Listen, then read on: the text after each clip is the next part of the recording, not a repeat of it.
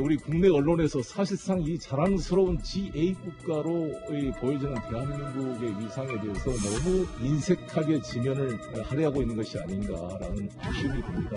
외신의 주목도는 굉장히 높거든요. 그에 반해서 우리 언론은 너무 무관심한 것 같아서 너무한 건 아닌가 싶습니다.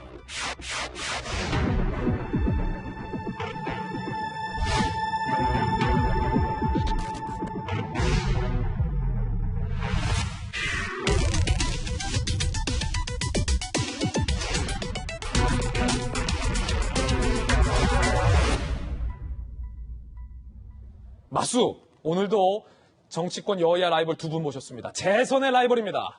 민주당의 조승래 의원, 국민의힘의 이양수 의원 두 분 모셨습니다. 두 분의 마수 어서 오세요. 예, 안녕하십니까. 자, 웃으면서 나오셨지만 속으로 칼을 갈고 있을지도 모르겠습니다. 오늘 주제가 첨예합니다. 영상으로 만나보셨는데 탁현민 청와대 의전비서관이 문재인 대통령의 해외 순방 과정에서의 코드명, 암호명을 공개해서 논란입니다. 함께 보시죠. 오늘 마수의 주제 먼저 설명해드리겠습니다. 탁현민 청와대 의전비서관이 본인 SNS에 문재인 대통령의 유럽 순방 뒷이야기를 소개했는데 암호명과 공군 1호기에서 회의하는 저 내부 사진을 공개해서 보안상 부적절하다는 논란이 일고 있습니다. 암호명, 대통령령상 국정원 보안 업무 규정 제4조에 따라서 3급 국가 기밀이라는 거죠. 국가기밀 순방 암호명을 왜 공개했느냐라는 논란에 대해서 탁현민 의전비서관 역대 정부도 행사 끝나면 코드네임 공개한 적 많다.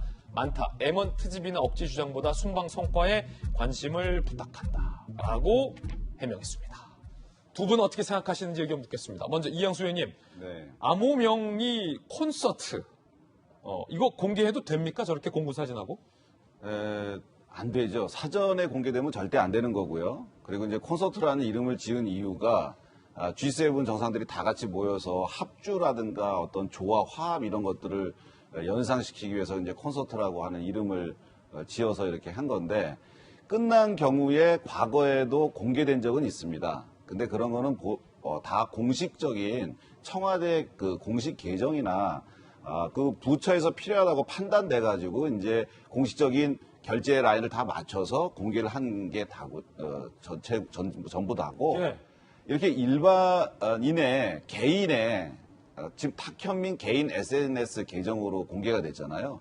개인 계정으로 이런 비밀들이 이렇게 나간 적은 처음 있는 일이에요. 그래서 탁현민 의전비서관이 청와대 근무한 지가 꽤 오래됐기 때문에 그 규정이라든지 그다음에 이런 것들에 대해서 잘 알고 있을 텐데 어떻게 이렇게 보안상 부적절한 일을 했을지 그게 좀 의심이고요. 그리고 저분이 좀 순방 성과에 대해서 관심을 가져달라 이런 얘기 말고라고 얘기를 했는데 그러려면 본인의 SNS 계정에다 올리지 말아야죠. 개인 계정에다 그걸 올린다는 것은 굉장히 사적이고 이건 공식적인 어떤 그 정부의 행사에 대한 홍보라기보다는 자기 개인의 홍보, 자기 개인의 그런 거 아닌가. 굉장히 부적절한 행동이라고 보고요. 순방 성과를 제대로 국민들에게 알리는 그런 노력이 필요하다고 봅니다. 자기 정치 자기 홍보다라는 의견. 조승래 의원님은요?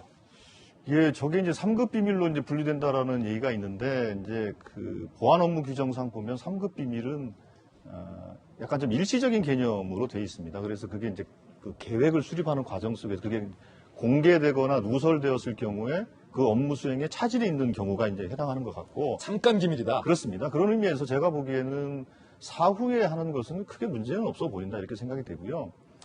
근데 다만 이제 그게 이제 사전에 공개가 됐으면 당연히 문제가 되겠죠. 왜냐하면 거기에는 대통령의 이제 동선이라든지 일정이라든지 이런 게 다 공개가 되기 때문에 그거는 경우에 따라서는 아주 심각한 위협이 될 수는 있는 것이죠. 그렇기 때문에 사전 공개는 당연히 엄격하게 3급 비밀로 분류해서 구분하는 게 맞다고 보고 있고 사후에 대해서는 이제 그건 크게 문제될 건 없다고 보고 있습니다. 그래서 과거에도 예를 들면 노무현 대통령이 그 자이툰 부대 방문했을 때 했던 동방 계획이라는 거라든지 이런 게 공개가 됐던 예가 있었던 것 같고요.